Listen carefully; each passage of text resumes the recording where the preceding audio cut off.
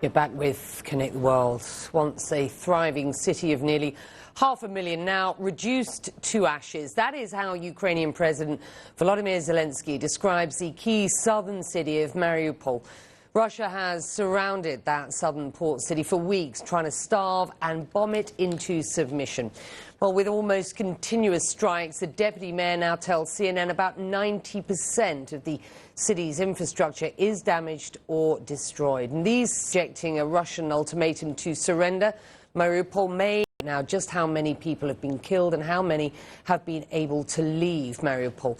Russia says more than 60,000 have evacuated there, but we can't verify that number or whether they went willingly. CNN's Ivan Watson spoke to one family about life under siege. Into a makeshift shelter, a place to house dozens of Ukrainians who just fled the besieged port city of Mariupol.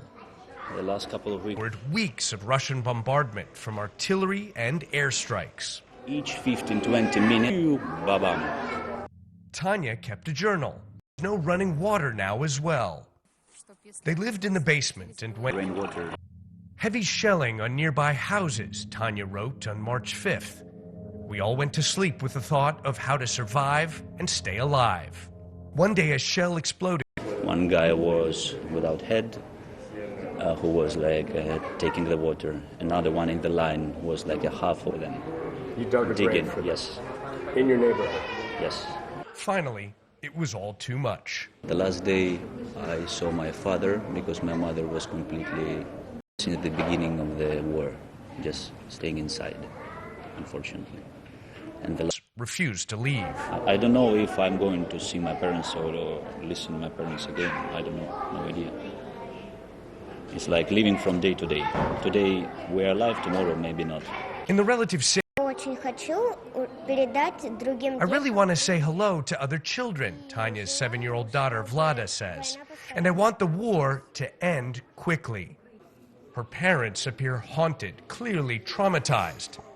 Tanya gets a call from her mother in Mariupol, weeping and saying goodbye because she fears she will not survive the night. Ivan Watson, CNN, Dnipro, Ukraine. Well, CNN's Phil Black joins us from the western city of Lviv, where some Ukrainians have fled. Just explain what the atmosphere is like where you are and what people are telling you about where they have fled and what they have fled from. Well, Becky, there is relief here because these are people that have fled a dire situation. But of course, uncertainty deteriorated or they felt across the country. You heard their city has been under blockade for weeks now, under siege. And every day we hear accounts out of there about people who are desperately concerned about lack of food, lack of government has flagged the situation in Kherson. This is a Russian-occupied city of some 300,000 people. It is under Russian control, and we are told that no Ukrainian aid is able to get in there. This is what the Ukrainian government says. And as a result, people are running desperately short on food. It's not just in Russian-controlled territory, though, that the concerns exist. We heard from Mercy Corps, an aid group today, which said that there is a real need and desperation for aid all across the country. And indeed, there are some big cities like Kharkiv in the east where they only have a few days' worth of supplies ready to go. There is no system, there is no network set up to ensure that aid is being dispersed across the country quickly and efficiently.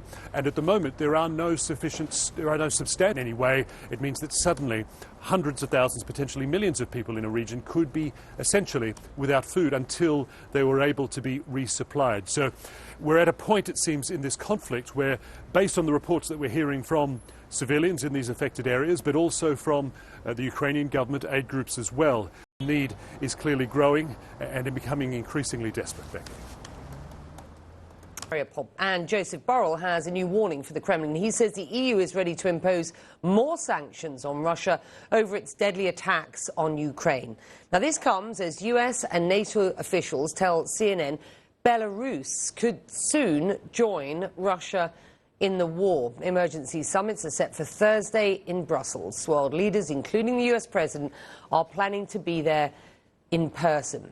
CNN's international diplomatic editor Nick Robertson is standing by for us in Brussels, and the stakes could not be higher. And I'm, to a certain extent, surprised. Of sanctions by the European Union, and they've obviously been matched by the United States and the UK as well. But now it's a question of what are the next sanctions going to be?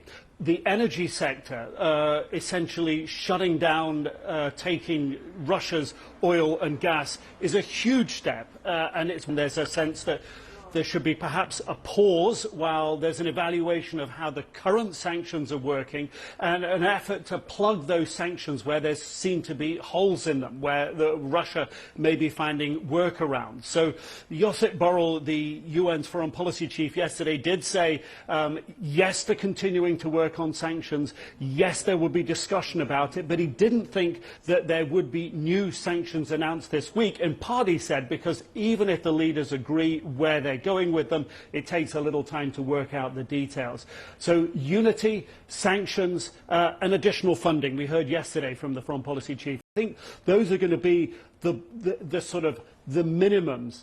The maximum, of course, would be going where the Polish president has gone, which is to say a complete. But that's where we're at the moment, Becky. The Poles have also proposed the idea of humanitarian boots on the ground. Now, the West has been absolutely united, it seems. Certainly, that's the message we get in not having any involvement either in Ukraine or on the ground or in the sky. Is there any sense that at this point the US, the EU, NATO allies are running a further step, actual involvement on the ground, given that this war continues to grind on? It still seems to be a red line. The assessment is very simply NATO boots or NATO nation boots on the ground in Ukraine is equal to NATO going toe-to-toe with Russia, which is a step towards World War III. It's very simple.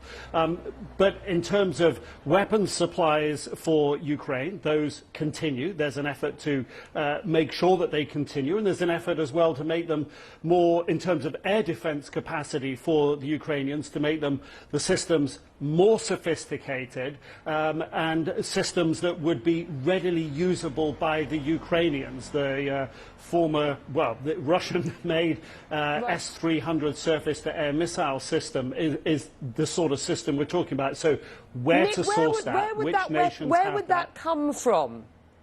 Where would that come from?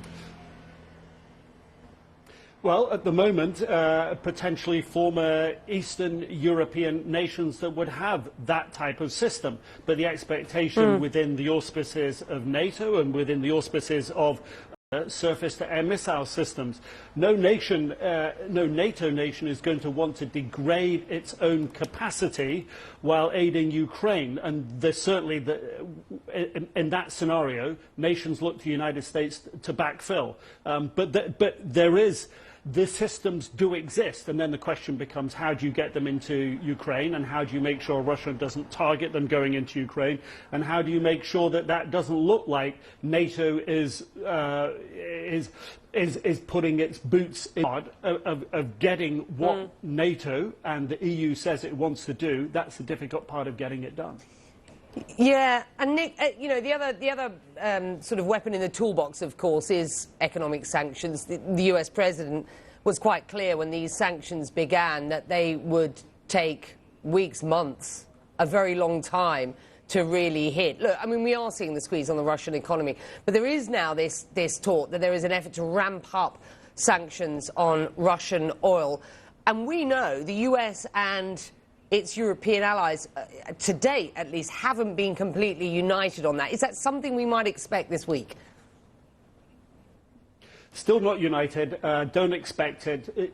One of the concerns, particularly among southern European nations, is the rise of energy costs within the EU. They're looking to the EU to put caps on those energy costs, so the rising price of electricity, rising price of natural gas. Not just a problem for the EU, but obviously the EU as a bloc has to find a solution for it, and while they're still struggling to find a solution for that, they're unlikely to find unity to put those sorts of sanctions on Russia. But other sanctions that are being considered and talked about are sanctioning more Russian banks, some of the big banks in Russia that haven't been hit and targeted and taken out of the SWIFT international monetary mechanism, putting those big Russian banks on the same level of sanctions as some of the smaller banks, and that again would crimp the Kremlin's ability to withstand all the other sanctions. Nick Robertson on the story. It's a very busy week there, Nick. It's good to have you there. Let's see what comes out of what are these extraordinary summits happening in Brussels this week as we get towards the end of what has been a month's worth of action on the ground in this bloody war in Ukraine. Thank you. Earlier today, the United Nations Secretary General gave a blistering... Continuing the war in Ukraine is morally unacceptable, politically indefensible, and militarily nonsensical. What I said from this podium almost 1 month ago should be even more evident today. By any measure, by even the shrewdest calculation, it is time to stop the fighting now and give... Exclusive live interview with Kremlin spokesperson Dmitry Peskov. That's tonight, 10 Abu Dhabi time, 6 p.m. in London. Well, you will be well aware now that thousands of people, thousands, are fleeing Ukraine. Witness that more Russian airstrikes, even as ground forces in nearby cities repel the Russian advance.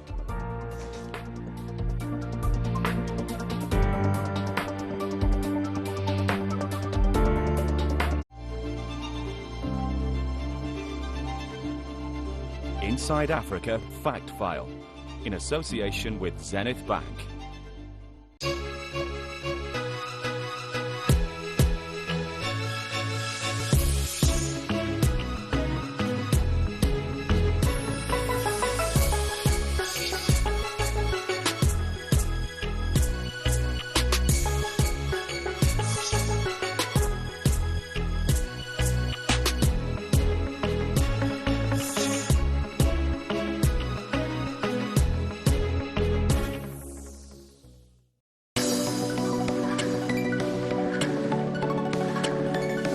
The Profit Point, in association with Dan Gote.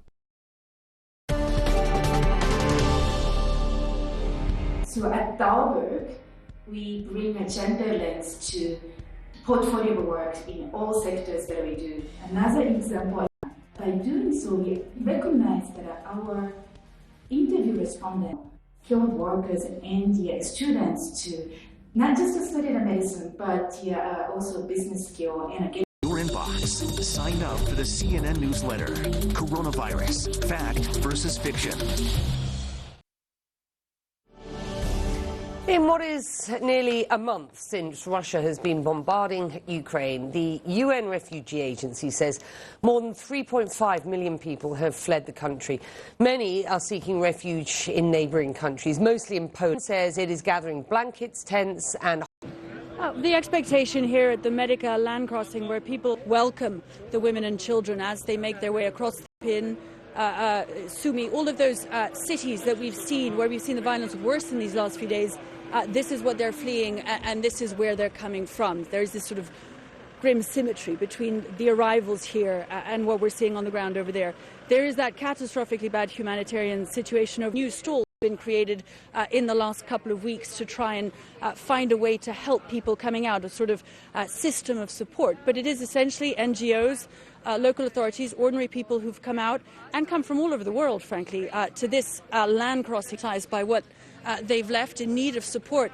And all of them really sharing very similar stories. We've just spoken to one woman who'd come from Chernihiv with her 3 children, who through tears showed us what she'd left, every step of her journey, how difficult it had been. The daughter's birthday that had been celebrated downstairs underneath ground where they'd managed to find refuge, and saying you need to tell the world what's happening. You need to tell the world what we're... ...year-old son, 4-month-old baby, along with her elderly parents. Today is her birthday. She wanted us to see the gifts. What we're seeing right now from our position is black smoke over large parts, especially the northern parts of the city, but also a lot of very